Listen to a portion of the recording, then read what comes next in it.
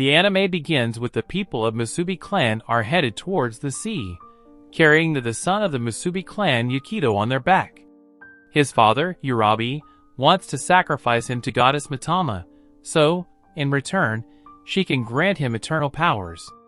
Yukito, who thinks this is a straight-up murder, asks his father to stop this, but Urabi says that this is a ritual, in which he will be submerged in water for 3 days, and shall overcome his death, and he will become the next successor of the Musubi clan.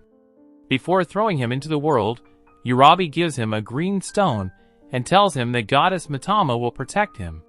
He also tells him to believe in goddess Mitama and pray for her, as this will bring salvation and powerful to him.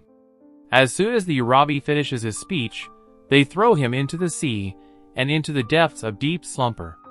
Yukito sees his life flashing out before his eyes, as he remembers his childhood, school life, and the hardships he had received. He realizes that his life was nothing but a joke, and he had never received any happiness. Before his last moment, he prays to goddess Mitama and asks her that if she truly exists, then let him reborn in a world without gods and religions, so he can make some friends and live a normal life. Later, Yukito wakes up in forest where a girl with pink hair is sitting beside him. She strokes his liver up to save him, but realizes that he is already awake and apologizes to him for her mistake. She offered him to visit her restaurant and eat as much as he wants, as she will take care of him until he gets fully healed. Hearing this, he is another world, a world he always dreamt of, filling with magic and sword. He then inquired about the address of the Adventurers Guild, a job association where adventurers meet to exchange information. The girl, named Elle, tells him that there is no such thing in this village, but him to a nearby area where he can work. As he reaches the area, his dreams of a magical world torn into pieces, and he enters a crop field where villagers are working. Suddenly, a guy named Roy tells him that all the girls of the village belongs to him, and if he saw him again with Al, he will kill him for sure. To his rescue, a guy named Glenn arrives and hand him dagger, stating that he must be looking for job.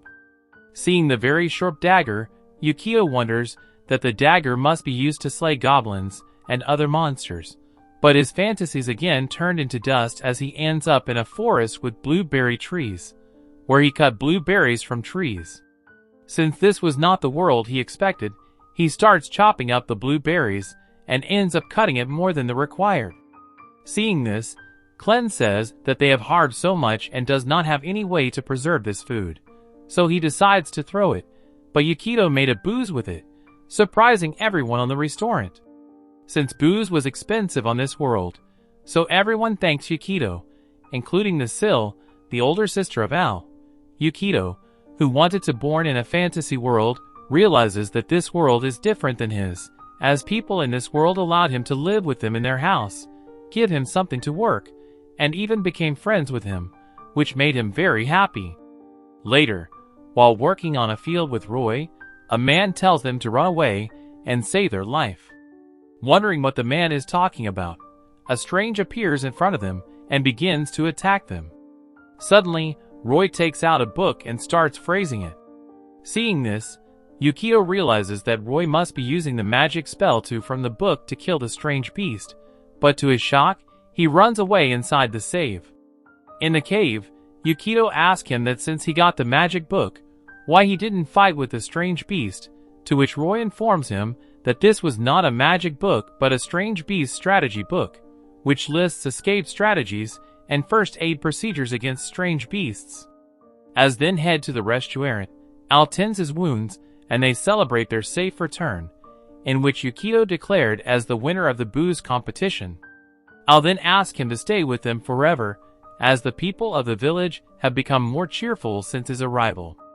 At first, he denies it, but comparing it to his past life, he accepts it and says that he should thank God for sending him to this beautiful world. Hearing the word God, Al asks what does he mean by that, as she never heard this word before.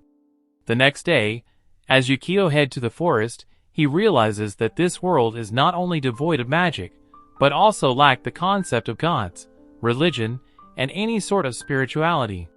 He then came across a dead rabbit, and decides to bury it after picking it up.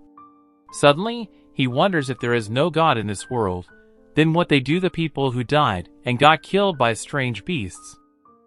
As he was thinking about this, Roy and Al appears behind him, and Roy tells him that he heard of a book which is way powerful than him, and if he say just his name, he will be killed on the moment, but since they are friends, he will tell him.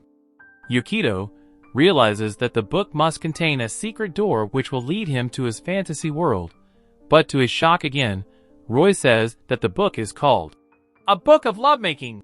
The group then heads to a nearby shop and buys some lovemaking books. While returning to home, they saw some people gather near the king palace. Arriving at the scene, he sees King's men standing behind some people, and then kill him on the spot with a poison.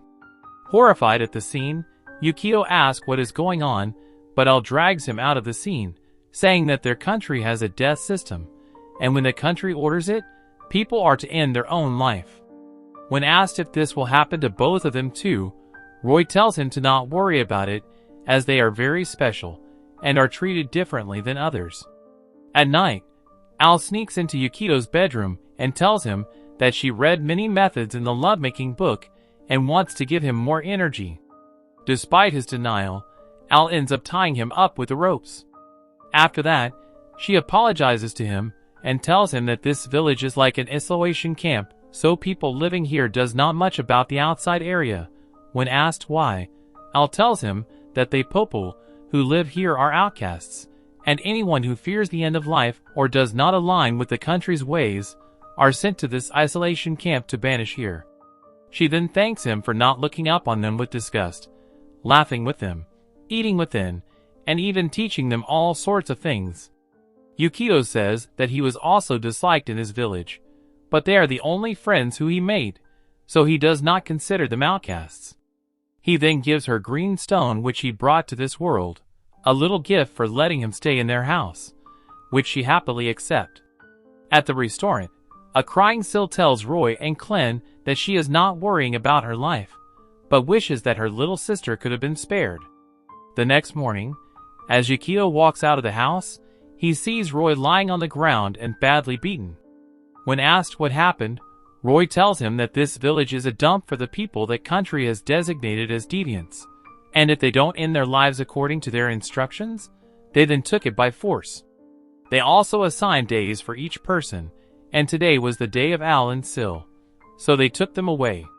Suddenly, Clen arrives with a carriage, and they both head to the king palace to save Al and Sil. A group of soldiers kills Sil, and tries to do the same with Al, but Yukito and Clen arrives and takes them out. He then yells out to other soldiers, and asks why people have to die when they don't want to. As people are watching this from the bridge, a man arrives at the scene and cuts him up with his sword, stating that deviants have no right to live in this world. Not only this, he also kills Al before his eyes. Before dying, he remembers his father's words and prays to goddess Mitama, requesting her to save the lives of these people who were good to him. Suddenly, the green stone which he gave to Al flies to the sky and turns into a powerful fireball, from which a little girl falls to the ground, hugging Yukito and telling him that she finally found him. Seeing him in a dire state, she uses her power and sends them all to the eternal darkness of death, saying that no one can harm his Yukito. After that, she uses her power to heal Al and brings her back to life. When asked who is she tells him that she was always with him, and that she is the goddess Mitama. And this brings the anime to an end. Comment for part 2. Don't forget to like this video and share it with your friends. Also, subscribe to our channel and turn on the notification bell, so you never miss out on another video. Until next time, take care.